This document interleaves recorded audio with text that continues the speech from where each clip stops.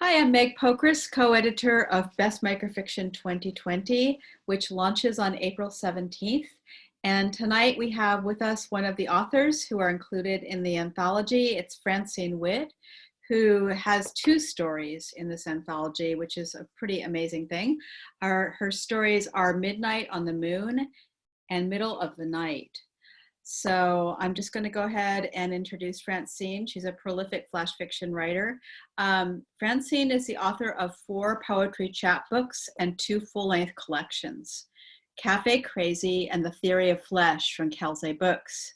Her flash fiction has appeared in numerous journals and anthologized in most recently New Micro, W.W. Norton.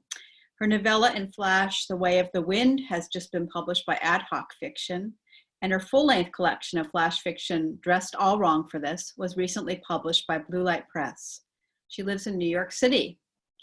Hi, Francine. Hi, Meg. Nice to have you here. A pleasure. Thank you for asking me. You're the first author we're interviewing, so this is very exciting. This is our very first Best Microfiction Zoom interview. So welcome, and thank you for being our first. So would you like to read your 2 stories first? I think that would make sense. Okay, sure. Okay. Okay, so let me pull up. First, I'll read Middle of the Night. Sorry. Okay. Middle of the night. Too late for candy or games. Scratch of mommy's slippers in the hall. We are 3 days without my father, who left to who knows where. Came home from work like a night of storms and slammed his fist on the table, saying words like fired and bastard. Angry like when he told mommy he never wanted kids. And me listening at the door. A terrible thing to never want your father back, but I'm thinking of tomorrow morning, breakfast of oranges, bacon curling into smiles, mommy all to myself, in the cloud of my father in someone else's sky. And the second one is called Midnight on the Moon. Midnight on the moon is a lonely place, black as the end of hope, like a rocket that has run out of fuel and places to go, like a man who down on earth just swore undying love to his wife and sees his lover's face on the wall behind her.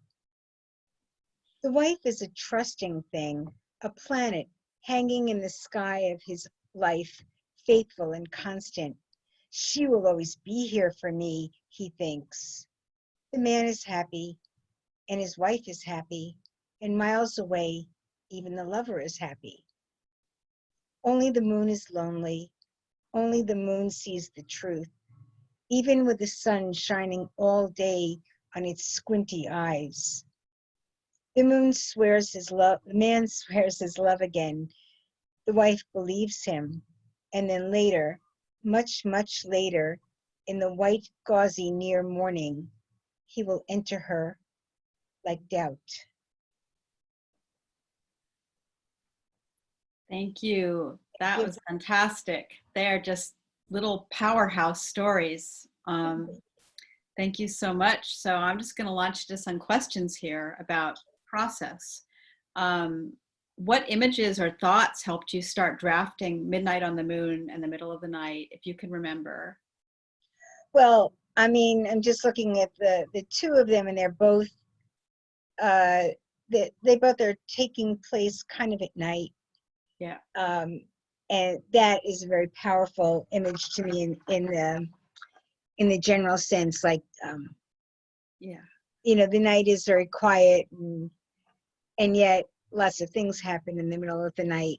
And always intrigued by the moon, because as you know, probably most of us are, there's just a fascination I think that people have with the moon.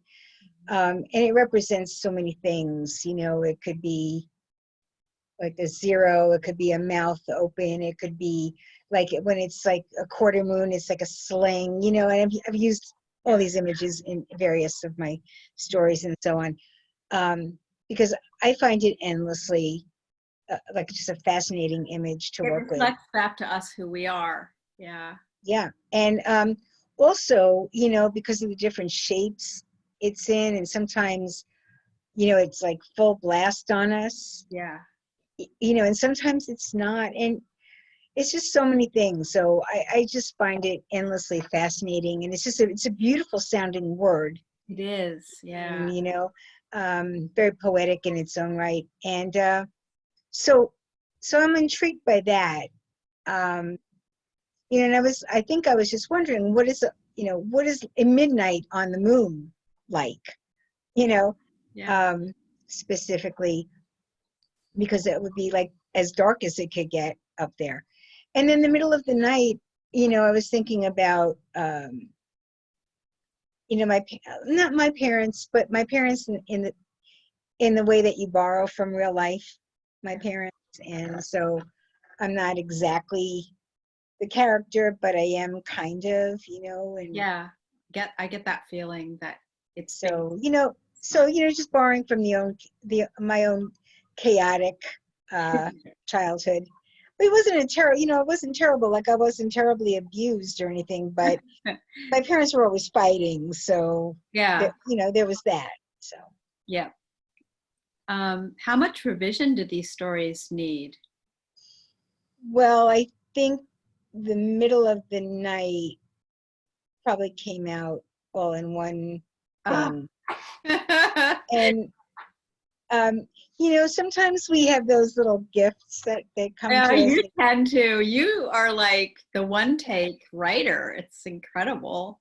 Well, it's you know, it's all processing, you know, all the time. So um, I kind of get onto a stream of something, and if it's Yeah. working, just go with it. You're caught onto a stream. Yeah. Yeah. So right, and I don't like the kind of revision that you know, you break something completely apart. So if I have to go there, I honestly, I don't mean to sound like, you know, like I don't want to work on something, but if the energy isn't there, I don't try to force it. Right. So if it didn't come out close to where I want it to be, you know, because to me, revision is more like tinkering, maybe moving a line, finding a better word, that kind of thing. It's not a Not total a huge, yeah. discipline. You and I have extremely different processes this way, and it's a fascinating Mhm. discussion we should have some other time because I can revise Yes. for years, and I actually love taking things completely apart and reworking them. But anyway, um, so what are your writerly obsessions? I think you've sort of talked about this already. The night and moon and childhood sort of images. Well, Um, childhood relationships, like mhm. infidelity, even though, Yeah. you know, I have to really fess up here. Like I've never been on that end of fidelity. I haven't been on the other end of it too many times either, although sure, why not? But um, you know, I haven't had a terrible cheating, lying husband like I do in my stories. Right. And I feel bad. I feel bad for my husband because he will say, "Oh, am I Harry?" or "Oh, am I Charlie?" or you know, and I'm like, "No." Yeah. Yeah. Oh gosh. Yeah. So Poor so husband. Yeah. that's a theme that I keep coming back to just because it's Yeah. fun. It is, and it makes for immediate conflict. So, Absolutely, yeah. absolutely. To Um, me, there's nothing more interesting than a love triangle. I just love it. I just love it in stories that I read, and you yeah. know. So do you have any suggestions for writers about when they're feeling a bit blocked or stuck about sort of how to kickstart their creativity? Yeah, so I think that free writing is a really, really good method. Yeah, I think it helps to join workshops from time to time, like, you know, just to kind of get prompts from someone outside of you. You I do think that's, a lot of workshops, don't you? I mean, like I you've done do. a ton, like you, and it seems like they really work for you. Yeah, I do yours. I do bending genres. I do this. I did the smoke long. Yeah. So um, I like the idea of getting a prompt from Yeah. outside of my own Different kinds of experience, talk. and then just sort of having to write it to show to someone. Not I'm afraid I'm not as good in, in the traditional workshop, people critique your work. You take what they say and then, you really change it around a lot. I don't always do that, I have to admit. Yeah. But I like the idea of saying, here's what I did, Yeah. and just getting like a little reaction to it. Like it's either working, maybe it's not working, whatever. And that's all. And you kind of know anyway, but I like the structure of it. So I think that's good to get people started, and also just free writing and trying to not, I find it very helpful to give myself a very small amount of time to write. Like I'll sit down and I'll write for half an hour, Right. and that's all. And I don't say, well, I'm going to write this story today. Right. It's That's not a too lot of much. pressure. It's too much pressure. And so Too you just, much. It's like, I'm just yeah, going to sit down and write, and let's see what I do in half an hour. And that's it. it's incredible because that's obviously that process works beautifully for you. I was Well, wondering because you were in theater, weren't you? Were well, you actor? I've written, no, I wasn't, but I've written Okay. a lot of one act plays, and I've had a couple of There's longer something plays about the produced. But performance pressure, like a tiny bit of performance pressure that really works for me too in Mhm. workshops. Right. It's just knowing I'm going to have to, do something with it. It adds a kick, you know? Right. I've learned, it's interesting that you say performance, because when I do poetry readings or even flash fiction readings, you realize what works on a stage is very different than what you can read. Yeah. Uh, Even a short piece, if it's too complex and you're really you're requiring the reader to think a little bit, Yeah. that's not good for a performance. It's funny. I know exactly what you mean. There are pieces Yeah. that are and pieces that aren't, and it doesn't mean one piece is better than another. No, it's one maybe a little bit more geared towards, entertainment. Yeah. I want you to be able to hear it, process it immediately, Yeah. and you know and Yeah. not have to think, what did she mean by that, like, just Yeah. And so pieces read more that is like monologues or something. There's like more of a monologue quality to them, and they just right. come out great when read aloud. And that's actually, I'm sorry, I'm bouncing around here so much. No, it's that's great. actually helped that's actually helped me a lot in revision, that we were just talking about. Like, I'll cut a line now that I think, oh, that doesn't help the reader understand what I mean, where I might have liked the line, but Right. I'll cut it because it doesn't flow. Yes. So So reading aloud is a great editing tool, is what I'm really is, saying. Yeah. really is. Highly And recommended. I we agree. have so many tools now, to I do know. that. I mean, you can record yourself and listen to yourself, and it's Yeah. very helpful. And I think we should embrace those tools. Sometimes I have like the phone read my story back to me. Just hear it Sure. in Scottish accent or something. And it's really fun. Oh, That's one of my weird I things. love that. Wow. Okay. That's great. Thanks. Well, so have you had mentors? Like, I always think of mentors as like, Svengali, some wise older man who took me under his wing when I was young. But no, I've never had anybody like that. I've had, I've had people who sort of like, I came across them, or they came across me at the right time, and they gave me like a push. Um, but I haven't really ever had anyone who, Okay, like, yeah. I just think of a mentor as like someone who really works with you, like, and guides you, and Yeah. It you hasn't know really been part of your right. process. Yeah. Yeah. Okay. Um, so are there, I guess you've already talked about a sort of a favorite exercise. I think, is it timing yourself? I was going to ask you Hmm. to give us an exercise. Do you want to, is there like an exercise you can offer I people? just thi- I just think, looking at maybe a photograph, something that like you like to do Yeah. in your workshops.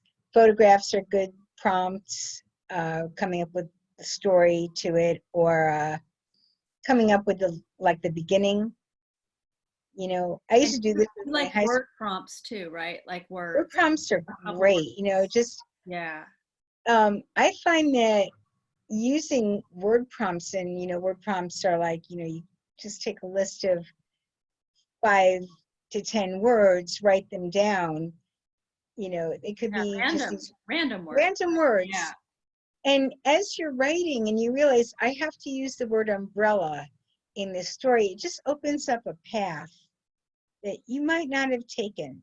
No. They're And magic. They're just magic. I have the same really, relationship. really, Yeah. I almost always use those. In fact, that's very often how I will start. I just list some words, or I'm like, I'll be reading, a poem or something, and I just pick some words out.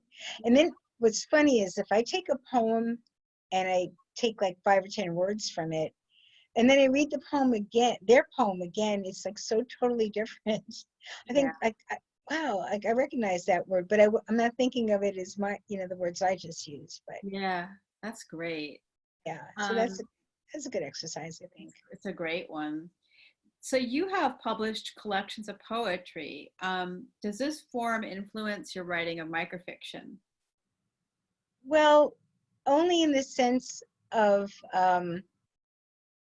language, I think, Right. works the same way, Yeah. where I kind of want to say something. And when I say like poetically, I mean like it's an original thing. Like it's an original way to say that. Right. I don't yet like to use, oh, here's the same old, like You are the master of coming up with words that no one has ever heard of before. yeah, I forgot. yeah. I didn't write this into the interview, but I have to say now that I have you on here, I mean, you make up these words that are just like they're just incredible. Like, and talk about original. It's like I wish I had some examples in front of me actually, but Well, people have commented on this particular word that was in my poetry collection, Cafe Crazy.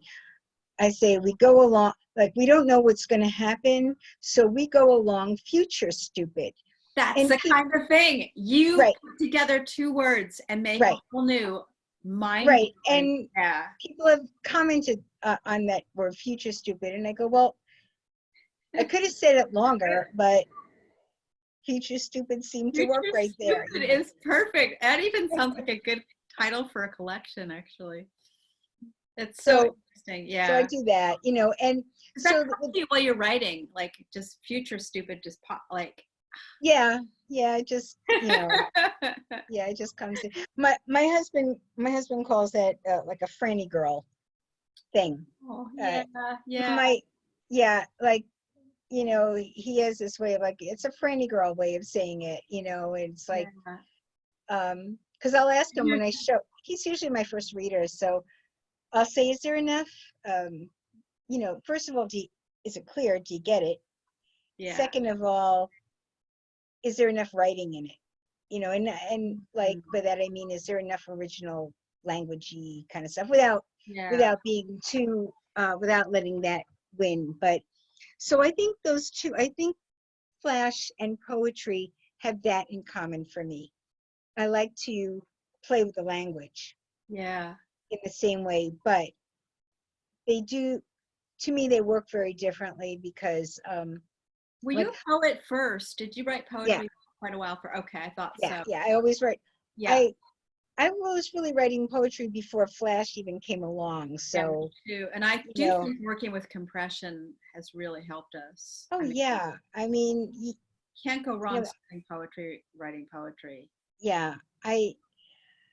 Um I think that, you know, they're very similar, but I think they're different. Like Yep. a poem is, even if a poem has a story, it's just like it's like a moment sort of thing. It's a little hard to explain what I mean by that, but it's Yeah, there's not a like ton of, it's a meditation.